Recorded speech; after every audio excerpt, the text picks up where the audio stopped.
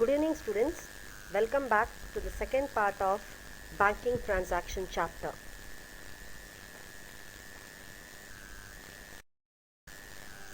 In the previous class, you have already learned about the meaning of banks, its characteristics and its functions.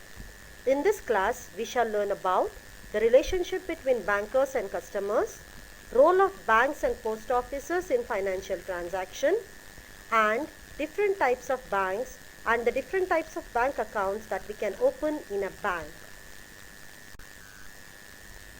Let us begin with the first part, that is relationship between bankers and customers.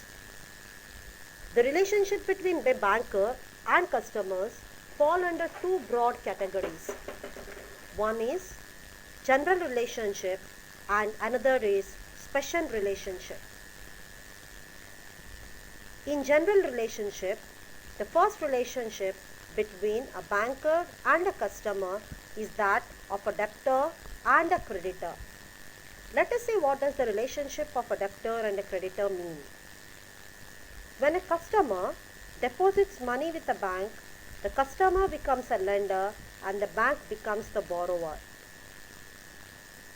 When the banker lends money to the customer becomes the debtor and banker becomes the creditor. This is the relationship of a debtor and a creditor between a bank and a customer. Second relationship is that of a trustee and a beneficiary. A trust is a relationship between two persons by virtue of which one of them is called trustee and holds property vested in him for the benefit of the others, called as beneficiary. For example, we'll see. If a customer deposits securities or other valuables with the banker for safe custody, he acts as a trustee of his customer. The customer continues to be the owner of the valuables deposited with the bank. The bank becomes the beneficiary. The third is that of a relationship of an agent and a principal. We have seen that nowadays banks render agency services for their customers, like they pay insurance premium, they pay electricity bills, taxes, etc. However, they collect interest on investments, dividends on shares, checks, etc. Bankers act as per the standing instruction of their customers. For these services, the bankers charge a nominal commission from the customer. The banker, by providing these services, acts as an agent and the customer who gives the standing instruction acts as a principal. Hence, the relationship of a banker and a customer is that of an agent and a principal. Now, we will see the second relationship that is called a special relationship. The first one is obligation to honor checks. Here, it is the duty of the people to have sufficient funds in their account when they give checks to others. Similarly, whenever checks come to the bank people also have an obligation to honor it. The second obligation of a bank is to maintain secrecy of accounts. They are bounden not to tell the accounts of an individual person to anybody else.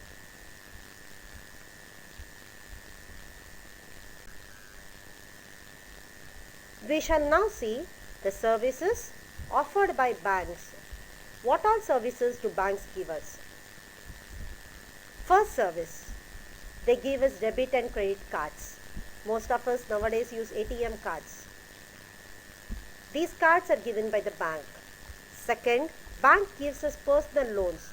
Personal loan may be your home loan, it may be an educational loan, it may be a personal loan to construct our house or for furnishing our house or anything else. The third one is home and vehicle loans.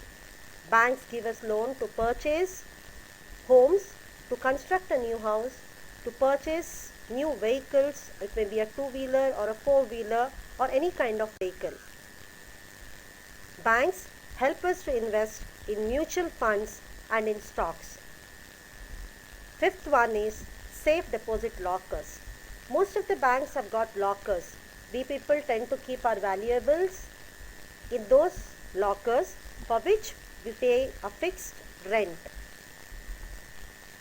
Bank also acts as a trust services. They stand as guarantee. And last one is e-banking services. E-banking services are your online banking like your net banking, Paytm, Google Pay, or any other modern banking that you do through electronic means. Thus, these are the services offered by banks.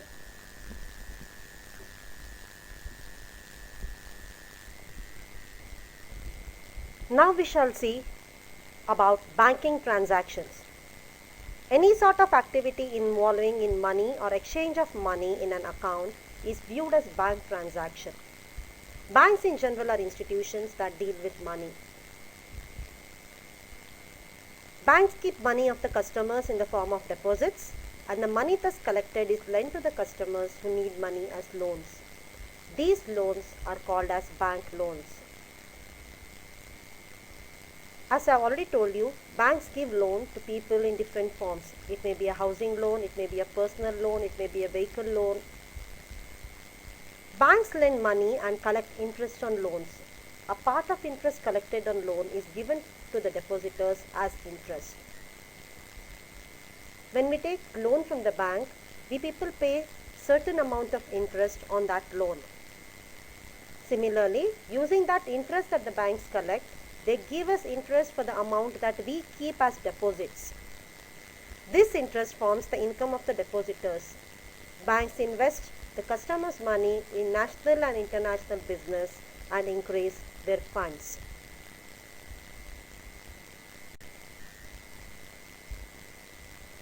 All the banking transactions in India are controlled by the main bank that is called as the Reserve Bank of India or the RBI. The RBI is also called as the mother of banks, Bankers Bank or Central Bank of India. It formulates the monetary policy which should be followed by all the banks. In short, it is the head of all the banks. All the rules and regulations that are needed for a bank to function are formulated by the Reserve Bank of India according to the guidelines and policies drafted by the Reserve Bank of India. All the other banks in India function. We shall now see the role of the Indian Postal Department in banking transaction. The recent development in banking history is the inclusion of post offices into its fold. Earlier, post offices were meant only for sending letters, couriers, parcels, money orders, but now the government has included even the postal department into the main area of banking transaction. The Indian Postal Department is planning to start a bank to be tentatively called as the Postal Bank of India with a network of over 1.55 lakh post offices spread all over India. 90% of them are in around semi-urban and rural areas. The post offices continue to render service in the banking area by offering the following services. Monthly recurring deposits. In short, they are called as RDs. People keep monthly a fixed amount in the bank. It may be from as small as 500 rupees up to any amount. After 1 year, along with the interest, the amount is given back to the customer. The second one is postal insurance. People do insurance in post offices also. The third one is pensions, and the fourth one is money transfer. Money transfer may be in the form of postal money orders, money transfer that takes place. The postal department is promoting a capital investment of about 1000 crores for bank transaction, and this will be very shortly set up with a subsidiary of the postal department. One advantage of postal department coming into banking sector is it will cover most of the rural areas, since post offices are situated in even the remotest rural area of our country. this post office helping in banking transaction will go a long way in making even the rural people have access to banking transaction also. Now we shall see the different types of banks that we have in India. Today we have State Bank Group, 20 nationalized banks, 21 private banks and 19 foreign banks. In your textbook it is given as 20 nationalized banks, but in 2020, after the merger of banks, we have only 12 nationalized banks in India. The important among them being State Bank of India, Central Bank of India, Allahabad Bank, Canara Bank and others. Among the private banks of India, the important ones are Axis Bank, HDFC, ICICI and a few others. Among the foreign banks that we have in India, the important ones are American Express, Citibank and HSBC. In total, there are about 8,000 branches spread across India. They include rural banks, regional banks, government and private banks also. There are different types of banks specializing in different activities. The important banks categorized like this are the Central Bank, also known as the Reserve Bank of India, which as I already told you is the mother of all the banks. It is the bank that frames the guidelines and policies for all the other banks to be followed. Then we have commercial banks like Axis Bank, HDFC, ICICI and a few others that give us loan for housing loans, personal loans, vehicle loans and others. Then we have the Industrial Development Bank of India, known as IDBI. This bank mainly gives emphasis on lending loans for industrial developmental sector in India. Then we have land development banks. Apart from that, the other important banks are indigenous banks, which are mainly situated locally or in particular regional geographical areas. They also include the money lenders or the so-called sahukars who lend money to people. Then comes the most important among regional banks, that is cooperative banks. Cooperative banks are there in almost every village or in every semi-city areas. For example, in Bijapur we have Siddheshwar Cooperative Bank. Now we shall see about what type of bank accounts can be opened in the bank. Mainly there are 4 types of bank accounts. They are saving bank account, current account, recurring deposit account, already also known as RDs, and then term or fixed deposit account known as FDs. We shall now see about savings account. Savings account is generally opened in banks by salaried persons or by people who have a fixed regular income. This facility is also given to students, senior citizens, pensioners and others. The main reason why people are encouraged to open savings account is to encourage people to save money and pool their savings.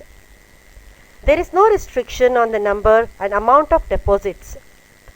The amount can be withdrawn either by a check or through a withdrawal slip available in the respective banks. Nowadays, because of e-banking facilities, many people tend to transfer amount using electronic mode of transfer like NEFT, RTGS, Google Pay, Paytm and others. Saving banks account in short is known as SP account. The next type of bank account which we will be learning today is called as current account. Current account is usually opened by businessmen who have a large number of regular transactions with bank. It includes deposits, withdrawals and contra transactions. In current account, amount can be deposited or withdrawn any number of times in a day. Generally, Banks do not give any interest on these deposits but collect service charges or bank charges on such account. In a saving bank account, what we have learnt earlier, banks give certain amount of interest for the deposits that we keep.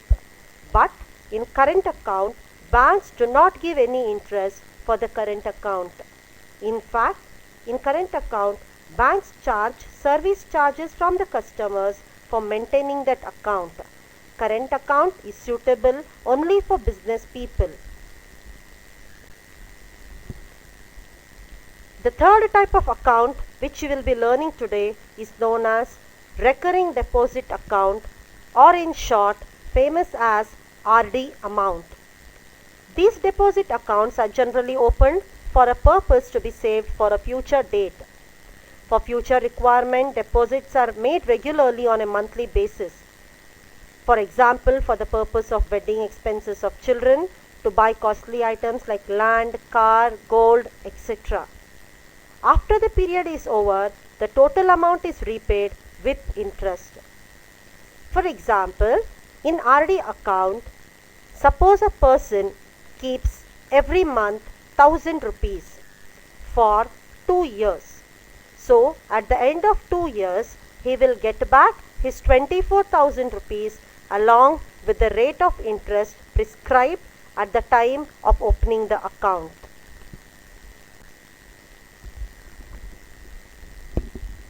The next type of account which we will be learning is called as fixed deposit account, or in short FDs. This type of account is opened for a fixed period by depositing a particular sum of amount for a period of, it may be a month, 6 months, 1 year, 5 year or 10 year. The deposited amount cannot be withdrawn before the expiry of the term. For example, if you keep the amount for 1 year, you have to wait for 1 year for the amount to be withdrawn along with the rate of interest. The rate of interest is more depending upon the term in this deposit account. Banks, it depends upon the bank about the rate of interest that they give on FDs. It even differs on the period. For example, the rate of interest for a 6 months period may be different from that of a 5 year or a 10 year period.